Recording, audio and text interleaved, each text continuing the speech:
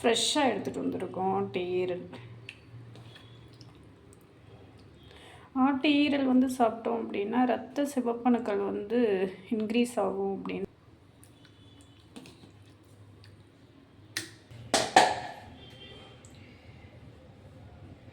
இது வந்து குழம்பு மிளகாத்தூளுங்க. இது வீட்டிலையே அரைச்சது. அரைச்ச மிளகாத்தூள்னு அருமையாக இருக்கும். ஏன்னா நல்லா மிக்ஸ் பண்ணிவிட்டு அதுக்கப்புறம் வந்து எண்ணெய் சட்டியில் வச்சு செய்யாமல் தோசைக்கல்லில் வச்சு ஃப்ரை பண்ண போகிறோம். உங்கள் வீட்டில் அரைச்ச மிளகாத்தூள் இல்லை அப்படின்னாக்க நீங்கள் வந்து வெளியில் கடையில் வாங்கிக்கலாம். மஞ்சத்தூளுங்க தேவையான அளவுக்கு, உப்புங்க தேவையான அளவு எடுத்து போட்டுக்கலாம்.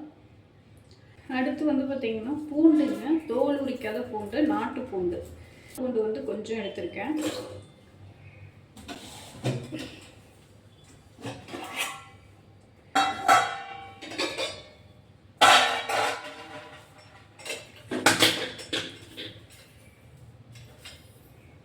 சீரகம் சும்மா 1/4 ஸ்பூன் அளவுக்கு, மிளகு கொஞ்சம் போட்டிருக்கேங்க 1/4 ஸ்பூன் அளவுக்கு தான், சோம்பு கொஞ்சங்க 1/4 ஸ்பூன் அளவுக்கு, பட்டை வந்து பார்த்திங்க அப்படின்னா குட்டியாக போட்டுக்கலாம், ரொம்ப அதிகமாக போடாமல் குட்டியாக போட்டுக்கலாங்க.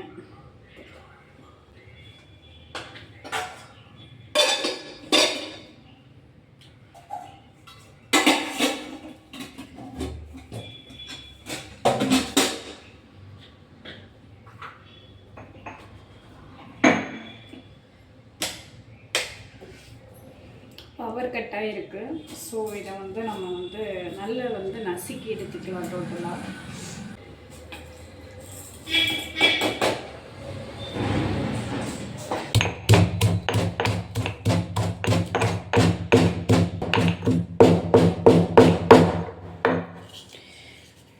இது வந்து 1க்கு 2 நசுக்கணுங்க. ரொம்பவும் வந்து மசாலாவாக ரொம்ப வந்து எப்படி சொல்கிறது, ஓரளவுக்கு நார்மலாக நசுக்கி எடுக்கணும்.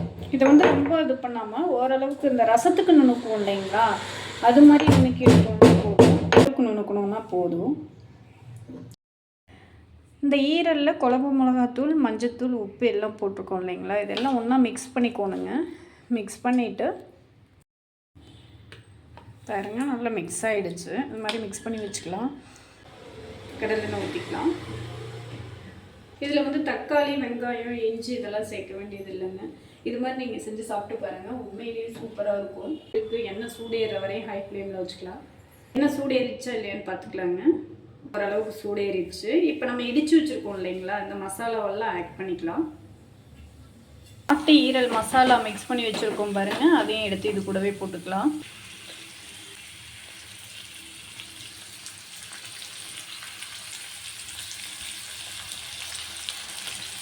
நல்லா இருக்குதுங்க, ரொம்ப ரொம்ப நல்லா இருக்குது. ஸ்மெல்லே பாருங்க எப்படி ஃப்ரை ஆகிருக்குது. சோம்பேறி படம் இருந்தாலும் நீங்கள் பவர் கட்டு மறந்து போய் தான் மிக்ஸி ஜாரில் போட்டுட்டேன். மசாலா ஐட்டம்ஸை லோ ஃப்ளேமில் வச்சுட்டு அப்படியே லைட்டாக மூடி போட்டு ஒரு 2 மினிட்ஸ் வேக வச்சுக்கலாம். 2 மினிட்ஸ்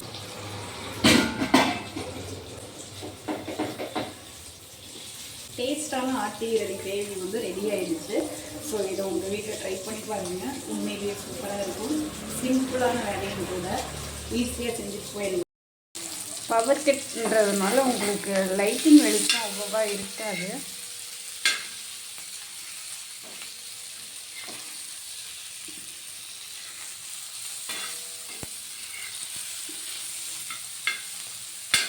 நான் உங்களுக்கு இதை இட்லி கூட வச்சு காட்டுறேன் பாருங்கள்.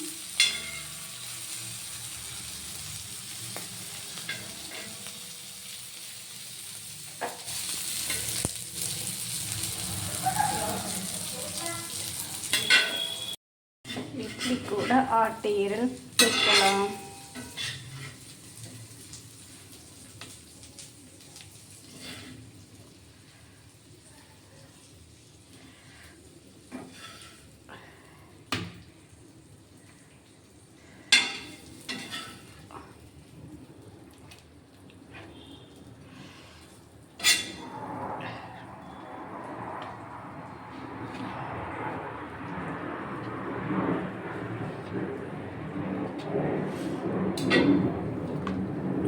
அவ்வளோதாங்க.